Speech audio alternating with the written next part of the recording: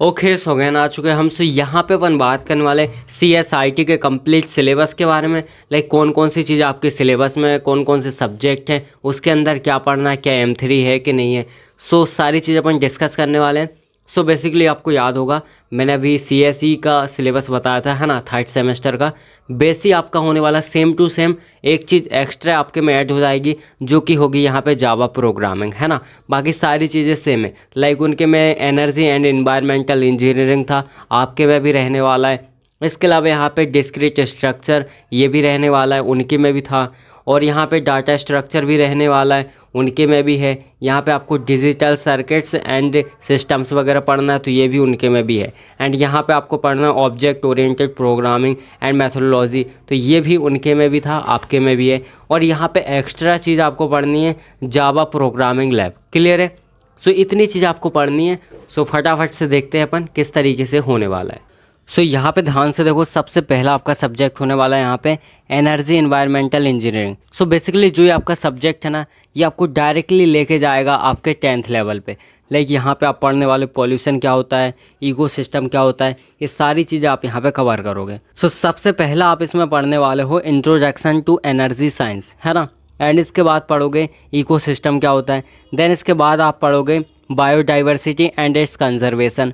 And इसके बाद आप पढ़ने वाले हो एनवायरमेंटल पॉल्यूशन।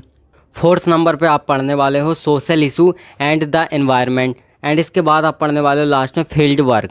इतनी चीज़ें आपको इसमें कवर करना है ना। बहुत अच्छे तरीके से अपन कवर करेंगे। डोंट वरी, कॉलेज की फ़ीस मुझे ही ट्रांसफ़र कर देना, वहाँ पढ़ने की ज़रूरत ही नहीं है। सेकंड आपका सब्जेक्ट होने वाला है यहाँ पे डिस्क्रीट स्ट्रक्चर, है ना। इसमें आपको क्या क्या पढ़ना है। सबसे पहली जो आपकी मॉड्यूल होने वाली है, इसमें आप सेट से रिलेटेड काफ़ी सारी चीज़ें देखने वाले। सबसे पहली जो आपकी मॉड्यूल होने वाली है, इसमें आप सेट थ्योरी से रिलेटेड काफ़ी सारी चीज़ें देखोगे जो आपने 11th में पढ़ा होगा, आपको याद होगा, है ना। एंड इसके अलावा आप जो आपका सेकंड यूनिट होने वाली है, इसमें देखोगे आप एल्जेब्रिक स्ट्रक्चर। एंड इसके बाद 3rd नंबर पे आप देखने वाले हो प्रोपोर्शनल लॉजिक। क्लियर है? एंड इसके बाद 4th पे देखोगे ग्राफ थ्योरी क्या होती है। एंड इसके अलावा आप 5th में देखने वाले हो लैटिसेस वगैरह क्या होता है ना। यहाँ पे आपको याद रखना लैटिसेस वगैरह में क्या होता है। लाइक यहाँ पे आपने देखा होगा वॉल वगैरह होती है घर की। कई जगह पे आपने देखा होगा स्क्वायर टाइप के बहुत सारे लाइक स्क्वायर बने होते हैं उसमें, लाइक डिज़ाइन जिसको अपन बोल सकते हैं। तो वो भी इसी से रिलेटेड है, लाइक मैथ से रिलेटेड। दैट्स वाई अपन इसमें पढ़ेंगे। एंड इसके अलावा लास्ट में आप पढ़ने वाले हो कॉम्बिनेटिक्स। इतनी चीज़ें कुल मिला के आपको इसमें कवर करनी है। बहुत अच्छे तरीके से अपन कवर करेंगे, है ना। अब देखते हैं अपनी 3rd सब्जेक्ट के बारे में। बेसिकली अब इसमें 3rd नंबर पे अपन बात करने वाले डाटा स्ट्रक्चर के बारे में। अब इसमें आपको क्या क्या देखना है। सबसे पहले तो आपको इंट्रोडक्शन देखना है, डाटा स्ट्रक्चर होता क्या है। देन इसके बाद आपको देखना है यहाँ पे स्टैक्स वगैरह क्या होता है। देन ट्री अब वो पेड़ नहीं है ना, वरना चढ़ के फल तोड़ने लगो। यहाँ पे आप डाटा स्ट्रक्चर से रिलेटेड देखने वाले हो। क्लियर है? एंड इसके अलावा ग्राफ्स वगैरह देखोगे और यहाँ पे सॉर्टिंग्स वगैरह देखोगे। इतनी चीज़ आपको कवर करनी है ना। अब एक ही बार में इसमें जंप मत लगाना, धीरे धीरे करके सब समझ में आ जाएगा क्या होता है, कैसे होता है ना। अब यहाँ पे देखो 4th नंबर पे अपन बात करने वाले हैं डिजिटल सिस्टम्स के बारे में। इसमें आपको क्या क्या पढ़ना है। सबसे पहली यूनिट में आप बात करोगे नंबर सिस्टम के बारे में। एंड इसके अलावा सेकंड में होने वाला आपका कॉम्बिनेशनल लॉजिक, है ना। लॉजिक से रिलेटेड आप बात करने वाले हो यहाँ पे 2-3 यूनिट में। एंड यहाँ पे देखो 3rd नंबर पे आपका सिक्वेंशियल लॉजिक होने वाला है। 4th में होने वाला है आपका मल्टी वाइब्रेटर, तो ये चीज़ अपन देखेंगे। और लास्ट में आपको देखना है introduction to digital communication. Clear है? डिजिटल कम्युनिकेशन का इंट्रोडक्शन यहाँ पे देखने वाले हो।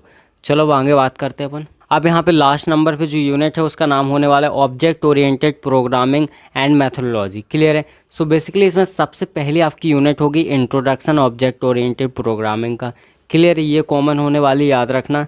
बेसिकली अगर मैं यहाँ पे बता रहा हूँ तो इसका मतलब है आपको थोड़ा बहुत आइडिया हो जाएगा कि आपको पढ़ना क्या क्या है, कितनी यूनिट होने वाली, कौन कौन से सब्जेक्ट होंगे, M3 होगा कि डिस्क्रीट होगा। तो ये सारी चीज़ आपको यहाँ पे क्लियर हो रही होंगी, है ना। इसके अलावा आपको यहाँ पे देखो 2nd नंबर पे आपको पढ़ना है encapsulation and data abstraction. Clear है?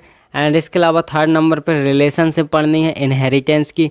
आपको याद होगा इनहेरिटेंस का भी अपन ने पढ़ा था BCE में, तो वहाँ पे आप छोड़ रहे थे, पता है क्यों? क्योंकि उसमें प्रोग्रामिंग थी, थोड़े बहुत आपको याद करना पड़ रहा था और एक दिन था एग्ज़ाम के। बट यहाँ पे छोड़ना मत, क्योंकि यहाँ पे अपन स्टार्टिंग से करेंगे। इसके अलावा होने वाला है पॉलीमॉर्फिज्म, तो ये भी आपको यहाँ पे देखना है। पूरी यूनिट है, याद रखना, वहाँ तो केवल क्वेश्चन था एक। इसके अलावा 5th नंबर पे देखने वाले हैं स्ट्रिंग्स एक्सेप्शनल हैंडलिंग। क्लियर है। अब इसके बाद यहाँ पे देखो लास्ट नंबर पे आपका होने वाला है Java programming lab. So basically इसमें आपको क्या क्या पढ़ना है, सबसे पहले तो आप इंट्रोडक्शन पढ़ोगे जावा का, है ना। देन इसके बाद सेकंड नंबर पे पढ़ोगे आप declaring objects and introducing methods. Clear है। सो इतनी चीज़ आप इसमें कवर करने वाले हो सेकंड नंबर पे। थर्ड नंबर पे आप पढ़ने वाले हो द एप्लेट क्लास एंड इसके बाद फोर्थ नंबर पे पढ़ोगे आप इंट्रोड्यूसिंग द AWT, है ना। लास्ट में आपको पढ़ना है event handling to event handling mechanics. So इतनी चीज़ आपको कुल मिला के कवर करनी है इसमें। ये आपका कंप्लीट सिलेबस हो रहा है यहाँ पे, ठीक है। अब बेसिकली जावा प्रोग्रामिंग है